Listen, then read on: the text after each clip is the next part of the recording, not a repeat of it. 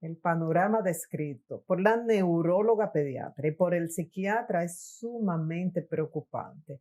Qué bueno que existen opciones como la estimulación temprana y precisamente vamos a conversar ahora con la licenciada Marian Suárez, que es especialista en esta materia, y a ver si podemos entender la diferencia de un niño expuesto desde meses a pantallas durante mucho tiempo y un niño que recibe estimulación temprana. Bienvenida, ser humano, ¿cómo estás? Todo muy bien, gracias a Dios. Gracias por la invitación. Gracias a ti. Desde muy pequeños le entregan la pantalla a los bebés. Sí, según la experiencia que he tenido, lo hacen a partir de los 6 meses, que básicamente ya cuando el bebé se sienta, entonces lo sientan frente a la pantalla, ¿Y con qué objetivo? con el El- objetivo básicamente de que como ya a los 6 meses el bebé se está volteando, está experimentando con su cuerpo el proceso de gateo o de sentarse solito, entonces una manera de mantener los contenidos es con el uso de la pantalla. Ese es el bobo. Eso. O el Exactamente. corral de antes, que así no salían, estaban ahí, no se podían salir del lugar. Claro, la diferencia del corral era que no había un estímulo visual. Ok. Y podían moverse ahí, Exacto, aunque y sea. también podían ser parte de su entorno, Ok. porque escuchaban las voces de las personas que estuvieran en la casa, le hablaban de vez en cuando, pero con el uso de la pantalla, básicamente esto desaparece. ¿Qué pasa con ese niño que está con la pantalla delante desde 6 meses hasta los primeros años versus un niño que recibe la estimulación temprana que ustedes ofrecen? Bueno, básicamente el bebé que está expuesto a la pantalla es un bebé que no se vincula con su entorno, ni con sus cuidadores, ni con sus padres. Entonces, esto lo que hace es que va retrasando el proceso de desarrollo de manera global en el bebé, ya sea en el habla, ya sea en la parte cognitiva y ya sea en la parte motora, porque como está sentado, no tiene ningún tipo de movilidad ni tampoco tiene interés de moverse. Entonces, un Y bebé, eso huele como a insensibilidad. sí, Eso exacto. puede fortalecer ese rasgo, lo traiga o no de fábrica. Puede. Sí, básicamente, ya que usted está tocando ese tema, hay estudios donde se ha demostrado que hay bebés que nacen sanos.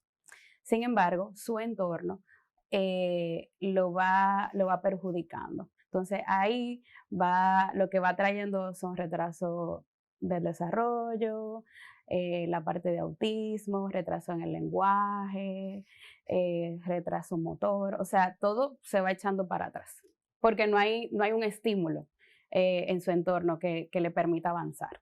Entonces, ya un bebé que está siendo estimulado, ya sea por estimulación temprana, pues un bebé que se le ofrece herramientas que son parte de su entorno para que la conozca, para que se familiarice y para que se desarrolle. O Ujú. sea, básicamente trabajamos el lenguaje a través de los cuentos, trabajamos la parte motora, trabajamos la parte sensorial que es súper importante, que son texturas. O sea, es súper importante que un bebé tenga exposición a la parte sensorial porque eso va enviando mensajes a su cerebrito. Ya. La pena que hayamos caído en esto, porque esa información se tiene. De hecho, muchas madres han tenido la experiencia que han tenido niños prematuros y en Sí, incubadoras ellas van al lugar y tocan al bebé o le cantan y eso sí, se ha demostrado que les claro. hace bien. Sí, porque el contacto y el vínculo es súper importante en el desarrollo del bebé. Ok. ¿Cuándo ustedes comienzan a trabajar con la estimulación temprana?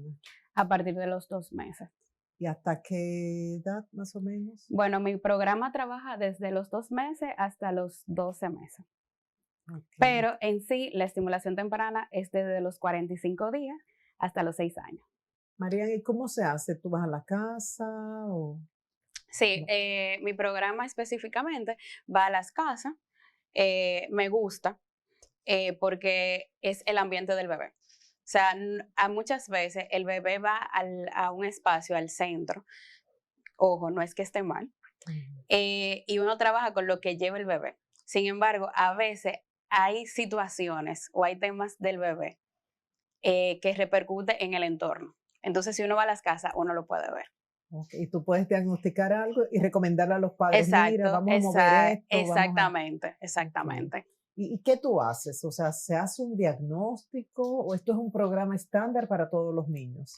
Nosotros, nuestro programa es personalizado, cada bebé tiene una necesidad distinta. Muchas veces hay casos que son bebés que lo que necesitan es ir avanzando con ellos porque van muy bien dentro de su desarrollo, pero básicamente la primera intervención, uno lo que hace es que le lleva como una pequeña planificación de cosas que uno entiende que ellos deben de lograr para la edad. Todo eso yo lo sé porque se le envió un formulario previo. O sea, Ok. con el formulario yo le pregunto la edad, si tuvo alguna complicación en el embarazo, si fue un bebé prematuro, si tiene hermanitos. O sea, como preguntitas más o menos puntuales que me dan información a mí para ese primer encuentro.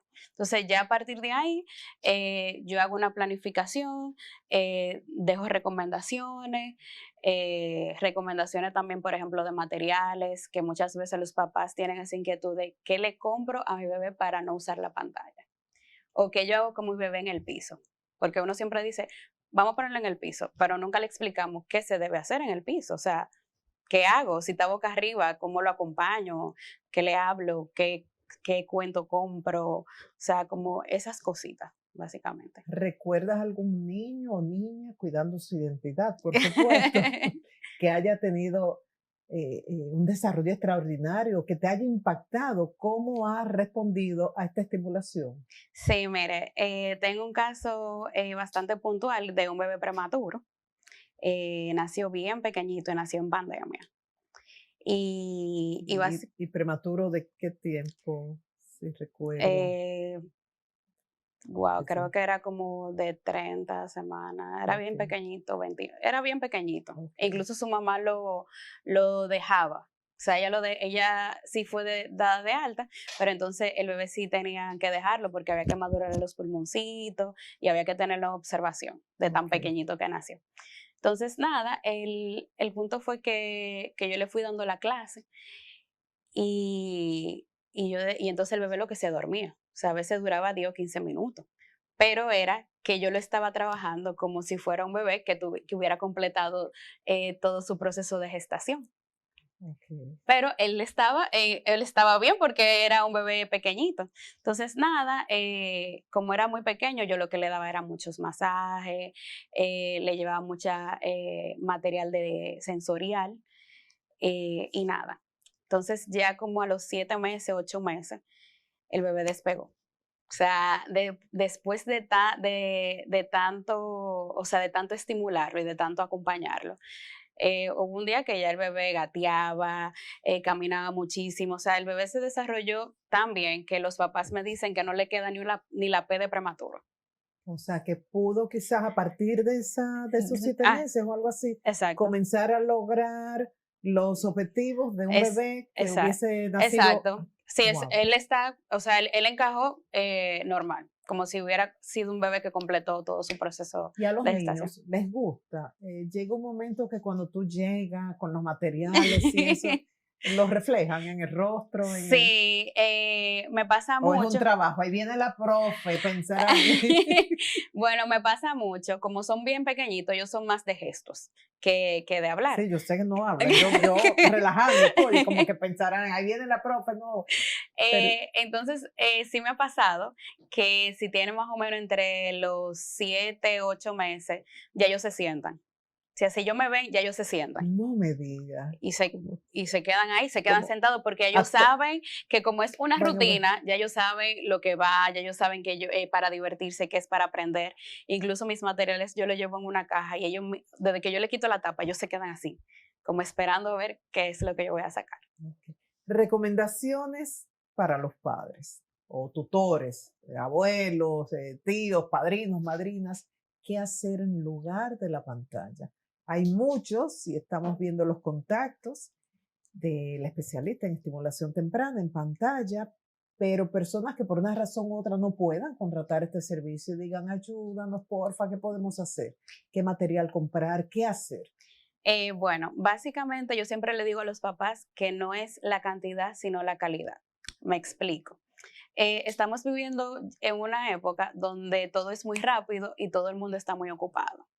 Entonces, yo lo que le digo a los papás es que, por ejemplo, en la mañana, antes de irse a trabajar, como que tenga ese momentito con el bebé, si el bebé está despierto, si tienen la posibilidad de ir a la casa a comer, como que coman con el bebé o lo acompañen en algún momento del día. Si tienen la posibilidad de en la noche tener esa pequeña rutina antes de la siesta, que lo hagan los papás. O sea, no importa en qué momento del día el papá tenga ese momento con el bebé, ese vínculo. Ese vínculo va a ser maravilloso. O sea, no se preocupen tanto por la cantidad, sino por la calidad que le puedan ofrecer al bebé en ese momento. Y siempre recomiendo que, por ejemplo, los fines de semana, que son un poquito más flexibles con relación al trabajo, llevarlo a lugares abiertos, al jardín botánico, a la zona colonial, que ellos estén expuestos al entorno, a los sonidos de animales, a ver personas caminando, o sea, como que se vayan familiarizando con el entorno. Así, si va a un cumpleaños, no se asustan, pueden desarrollar habilidades de lenguaje, la parte cognitiva va trabajando ahí mismo. O sea, son pequeñas cositas que pueden hacer en poco tiempo. Eso es así. Muchísimas gracias. Ojalá poderte recibir nuevamente aquí en Ser Humano. Pues yo encantada de venir aquí nuevamente. Gracias y éxitos en todos estos programas. Muchas gracias. Gracias a ustedes por su atención, a poner mucha, mucha, mucha atención con esto de los efectos de la pantalla, ya descrito por Marianne, también por el doctor Edison Rodríguez y la doctora Dayana González. Entonces, acción, esperemos que las autoridades dispongan, cada familia pueda hacerlo en su hogar. Han dicho estos profesionales a tomar en cuenta la edad para entregar un dispositivo o exponer uno de nuestros hijos a la pantalla y controlar el contenido. Además, recordar la importancia de estos programas de estimulación temprana. Hasta la próxima entrega de Ser Humano.